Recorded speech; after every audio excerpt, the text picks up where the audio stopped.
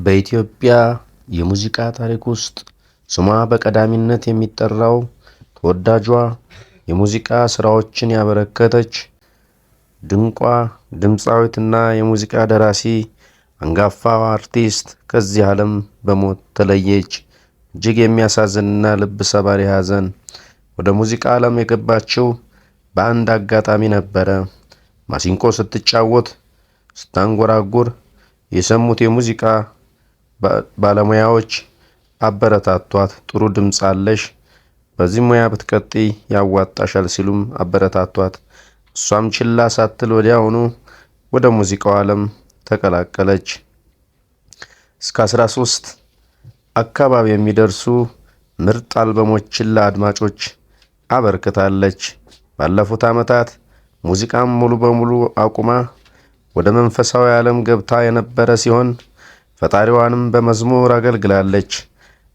ለቤተሰቦቿ የበኩር ልጅ የነበረችው አርቲስትና የሙዚቃ ደራሲ ድምፃዊት ራሄል ዮሐንስ እነሆ ባደረባት ሕመም በሕክምና ስትረዳ ቆይታ ከዚህ ዓለም በሞት አርፋለች።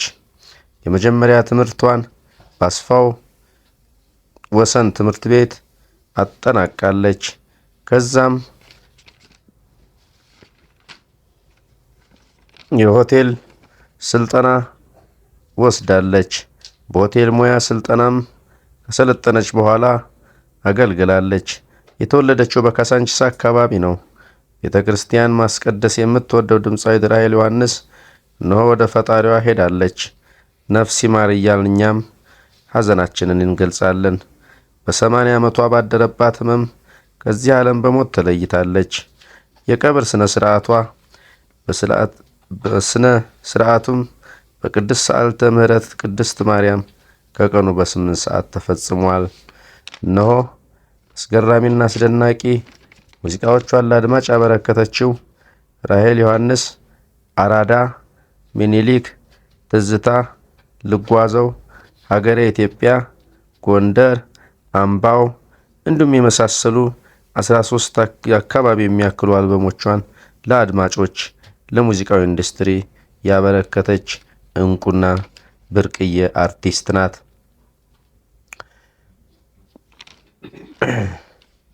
በጣም ተወዳጁ አርቲስት ራሄል ዮሐንስ በሆቴል ሙያነት ብታገለግልም የልጅነት ህልሟ ግን የአውሮፕላን አስተናጋጅነትን እጅግ አብዝታ ትሻው ነበረ። ነገር ግን ህልሟን ሳትኖር ቀርታ በአጋጣሚ ባገኘችው የሙዚቃ ጥበብ እነሆ ብዙዎችን ስታስደስትና ስታዝናና ኖራለች።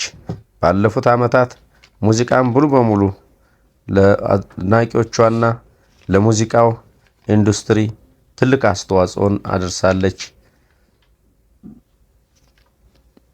ወደ ሙዚቃ ዓለም የገባችው እንግዲህ ሙዚቃዋ ማሲንቆዋን ይዛ በምታገለግልበት ሆቴል ውስጥ ያንጎራጎረች ማሲንቆዋን ስትመታ ያዳመጧት አርቲስቶች እጅግ ተገርመውና ባላትም ልዩ ተሰጥኦ ሙያዋ የሙዚቃው ጥበብ እንደሆነ ነገሯት።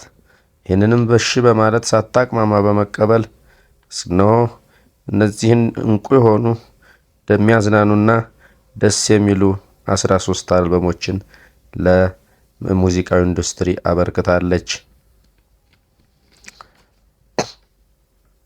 ራሄል ጌቱ ለሙዚቃ ኢንዱስትሪ ከፍተኛ አስተዋጽኦም አበርክታለች። የልጅነት ህልሟ ግን የበረራ አስተናጋጅነት መሆን ነበረ። ነገር ግን የልጅነት ህልሟ ሌላ መልክ ተከትሎ ወደ ሆቴል ሙያ አመራች። በራስ ሆቴል በመስተንግዶ ለ3 ወራት ከሰለጠነች በኋላ በጊዮን ሆቴል እንደገና ለ2 ዓመት ሰልጥና የመስተንግዶ ዲፕሎማዋን ይዛለች። ነጀሞ ኬንያታን፣ ሴኮ ቱሬን፣ ኳሚ ንክሩማንን እነዚህን የመሳሰሉ የአፍሪካ ታላላቅ ፕሬዝዳንትና መሪዎችን በሆቴል አስተናግዳለች። በሂልተን፣ በሉፍታንዛና በሌሎችም ትላልቅ ሆቴሎች ኃላፊነቷን በሚገባ ተወጥታለች። እስከ ጀነራል ማናጀርም ድረስ የደረሰች ታታሪና ሰው አክባሪ ድንቅ አርቲስት ነች።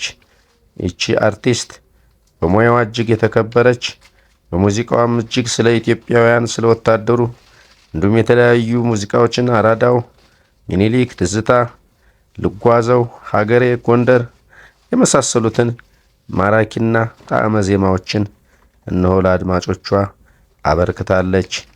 የሚገርምና የሚያዝናኑ ትምህርትንም የሚሰጡ ሙዚቃዎችን እነሆ ለሙዚቃው ኢንዱስትሪ አበርክታለች። አሟሟቷ እጅግ አሳዛኝና ልብ ሰባሪ ነበረ። እነሆ ከመሞቷ በፊት ግን ከዓመታት በፊት ሙዚቃውን በማቆም ወደ ቤተ ክርስቲያን በመሄድ ለፈጣሪዋ መንፈሳዊ መዝሙሮችን በመዘመር ላይ ትገኝ ነበር። ነፍስ ይማር እያልን ራሔል ዮሐንስ እጅግ የሚያሳዝን ህልፈት፣ ድንገተኛ ልብ ሰባሪ ሐዘን እየገለጽን እነሆ ለአድናቂዎቿና ለወዳጅ ቤተሰቦቿ መጽናናትን እንመኛለን። ራሔል ዮሐንስ በ80 ዓመቷ ባደረባት ህመም ከዚህ ዓለም በሞት ተለይታለች። ከ1977 እስከ 2026 ድረስም እነሆ በዚች ዓለም ላይ በማገልገል ቆይታለች። እኛ እዚህ ምድር ስንኖር እንግዲህ የሚሰጠንን ኃላፊነት ከፈጣሪ የተሰጠንን ጸጋ ሳናገለግል ጸጋችን ተቀብሮ እንዳናልፍ ስንቶቻችን ጠንክረን እየሰራን እንደሆነ የሚያሳይ ነው። በስተመጨረሻም ወደ ማይቀረው መሄዳችን አይቀርምና እንደነገርናችሁ እንግዲህ እጅግ ተወዳጅ፣ እጅግ በህብረተሰቡ ዘንድ በጣም ተቀባይነት ያላት ከአንጋፋዎቹ አርቲስቶች በቀዳሚነት የምትቀመጠው ራሔል ዮሐንስ ባደረባት ህመም እንግዲህ ስትታከም ቆይታ በ80 ዓመቷ ከዚህ ዓለም በሞት ተለየች። ራሔል ዮሐንስ የብዙዎችን ቀልብ በሙዚቃዎቿ የሳበችና ብዙዎችም እጅግ ያዘኑበት፣ የደነገጡበት ድንገተኛ ሐዘን ሆነዋል። መላው ኢትዮጵያውያን አዝነዋል። በካሳንቺስ ግቢ ገብርኤል አካባቢ የተወለደችው የዜማ ደራሲና ድምፃዊት ራሔል ጌቱ ለሙዚቃው እጅግ ሊተመን የማይችል እጅግ አስደማሚ ስራዎችን ሰርታለች። ለሙዚቃውም ኢንዱስትሪም ከፍተኛ አስተዋጽኦን አድርጋለች። በሙዚቃው ኢንዱስትሪ ውስጥ ስሟ በቀዳሚነት ከአንጋፋዎቹ ሙዚቀኞች ተርታ የሚቀመጠው እቺ ድንቅ አርቲስት ራሔል ዮሐንስ ባደረባት ህመም በ80 ዓመቷ ይችን ዓለም በሞት ተሰናብታለች። እኛም ለቤተሰቦቿ፣ ለአድናቂዎቿ፣ ለመላው የኢትዮጵያ ሕዝብ መጽናናትን እየተመኘን በዚሁ እንሰናበታለን። ቸር ይግጠመን።